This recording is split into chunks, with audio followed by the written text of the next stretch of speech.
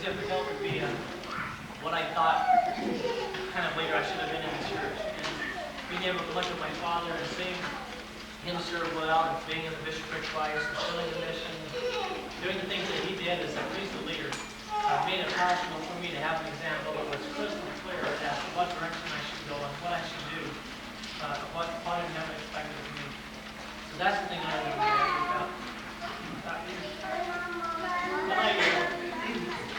When I got back to the mission field, I was asked to be the state young adult leader. That's a big experience for me, and I was here several summers doing that, working here a little bit, and working with Dad. And every time you have an opportunity to serve, church college is first. Family and church are always first, and they always seem to have his priorities right. And that example will live with me forever. And Daddy, I appreciate you for that.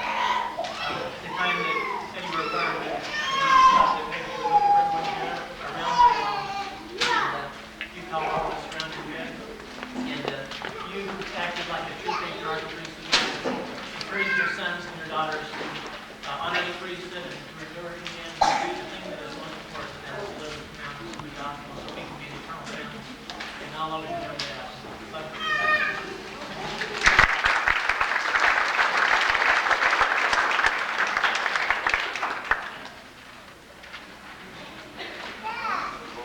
I'd like to read a tribute that I wrote about my father.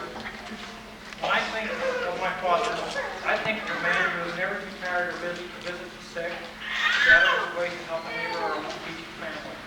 I think of a man who accepted every opportunity to serve his Heavenly Father, whether as a bishop, high councilman, stake young men's president, bishop's storehouse, or the home teacher. The calling didn't seem to matter. I think of a man committed to making his community a fun place to live, for his efforts to assist in the development of the community softball complex where everyone could enjoy. I think of a man who it seemed was never too tired to play softball, volleyball, table tennis, and of course there was always time for one more game of rook, but his partner better not make a foolish mistake. I think of a father who believes it's important to attend his children's activities and special events. I think of a father who is visibly proud of his children when they receive special recognition.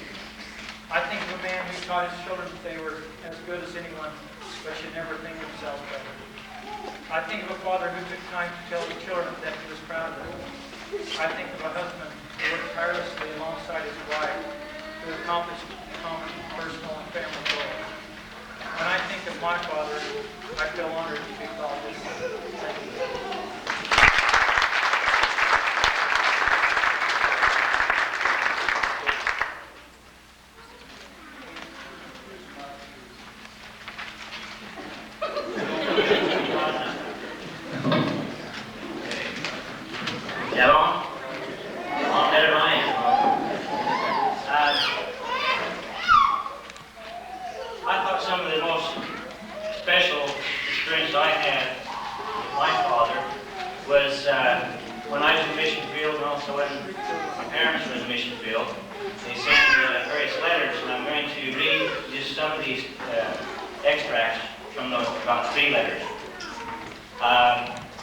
We hope the Lord will bless you in your righteous doings. We appreciate your love and support. We love all of you so much and pray for your well-being. We hope that we can fulfill our callings and that as a family we will live worthy of the blessings of the Lord. It is our prayer that we establish thy in our homes and be able to live together as a family in his kingdom. I appreciate my father very much, just as the other children have indicated earlier, and I hope that we all can enjoy each other eternally and see that.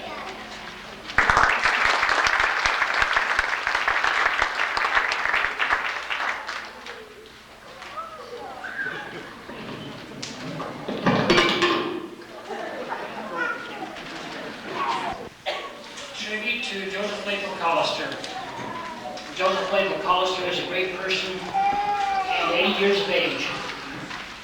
He is remembered for working many hours and many years as a good father. Also remembered for being a religious organization leader. Remembered for leading congregation or organizations such as the 800-member congregation. Remembered for amazingly managing his time to care for his responsibilities as father, husband, grandfather, and friend, yet still take time to give himself to his church organization. However, it is still more remarkable his altruistic way of showing compassion for people. It may seem overwhelming, his accepting so many responsibilities. In him, it is not shown. My father accepted the responsibility to present each month a worship service for the various wards in the area. He is remembered for taking guest speakers and musical presentations, remembered for being well received by the people in the congregations. Uplifting, complimentary thanks are extended to him for his programs. People on the program include those who lack experience in speaking at church and speaking in front of a group. Some are new yet in religious worship. These people participate on the program voluntarily. They are given the opportunity, but not given the expectation when able to participate, and as if it is a duty or calling as a member of the religious organization. They are not caused, I repeat, to feel guilty if they feel so to decline. The musical presentations which I participated in were offered willingly by me as a teenager. He is remembered for being wise enough to control his life and care about and try to understand the feelings of other people. In this way, he leads others to better ways.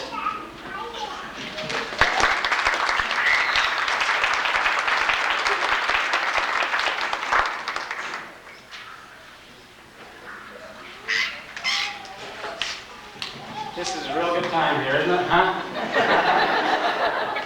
Anyway, I'd like to say I'm happy to be here and to see this many people here to pay tribute to my father. I think there's two frames of time I want to look at. First of all, is when we were being raised on the farm. I think the thing that I learned is that you learn how to work. If you don't, you learn how to run real fast. Because once he catches up with you, you're in a world of hurt. But he taught us, the work ethic, the idea to work, and from that you gain something. I know a lot of times we used to go out to hold water or to clean the ditches, and I thought that was the craziest thing ever. But I suppose there's some good reason. And one reason was that gave me the desire not to go do that again. From another frame of time, I think in recent years, even though Daddy's been infirmed and unable to do very much, the few times I come down here to help out, he's always thanking other people for the help. The few minutes I'm there, I can leave, and no matter what I've done, he thanks me for doing what I've done. I appreciate that.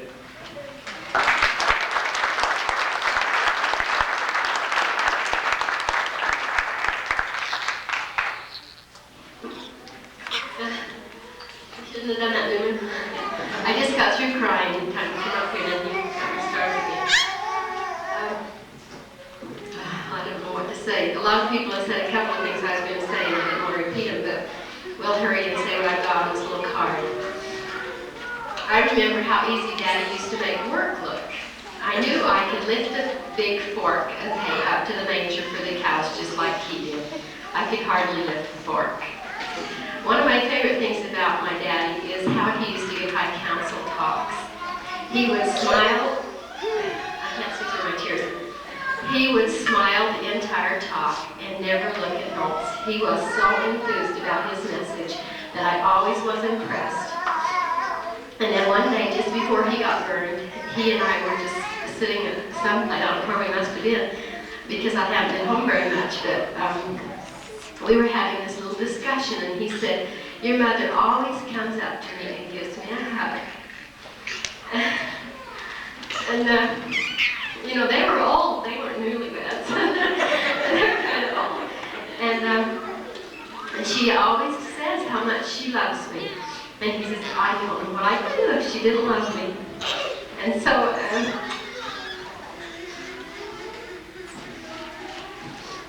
oh dear. Anyway, you need to know that's about the last opportunity that I had to visit with my dad, and that's what he wanted to tell me. And he says, I remember how I thought before we were married and had just met. I thought she was the talentedest, prettiest girl that I had never seen. And she is. She still is.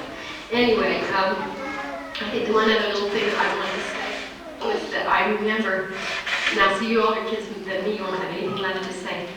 I remember how we always said family prayer. And at my home today, I say family prayer, and a lot of kids, they groan, you know, drag around like, what's this? We gotta have these prayers all the time. That if all of you kids would understand that that's how you have happiness. And that's how we had happiness at our house. And I think that's a really neat thing.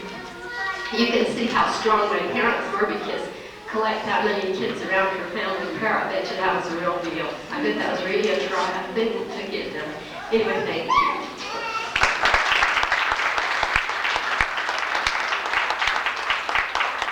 If we could all now have all of the primary age children, please.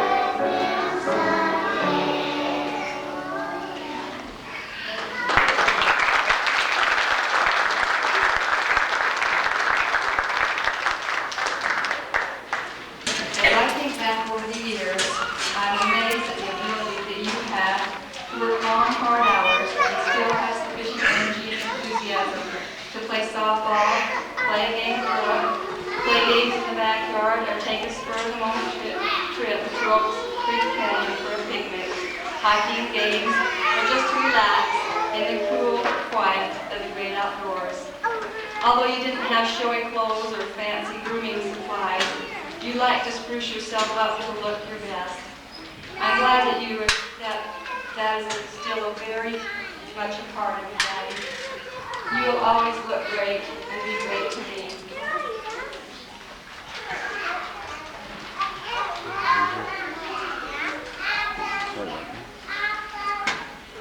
I admire your positive attitude as you met the challenges of providing for, teaching, and guiding your large family. You have a special way of showing genuine love and concern for your family and friends, regardless of age or circumstance. Through these 80 years of your life, Daddy, you've met many challenges and have become strengthened as you have conquered them. You've exemplified courage, determination, perseverance, and steadfastness in proving yourself to be a valiant son of our Heavenly Father. Daddy, thank you for being the kind of father that your children delight to praise and to pattern their lives after.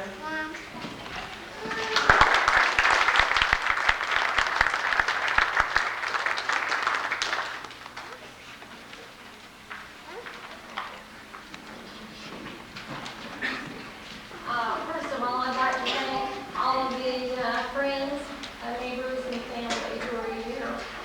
We want so much to tell each of you who have been so much support and help to Mom and Daddy, especially the last few years, that we just really appreciate you and you are grateful for all of the help and the love that you have shown to our parents.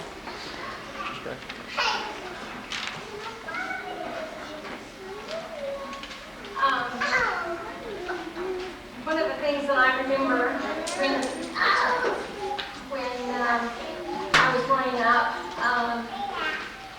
that really touched me, one of the ways that we had of making money was to have the milk and the cream to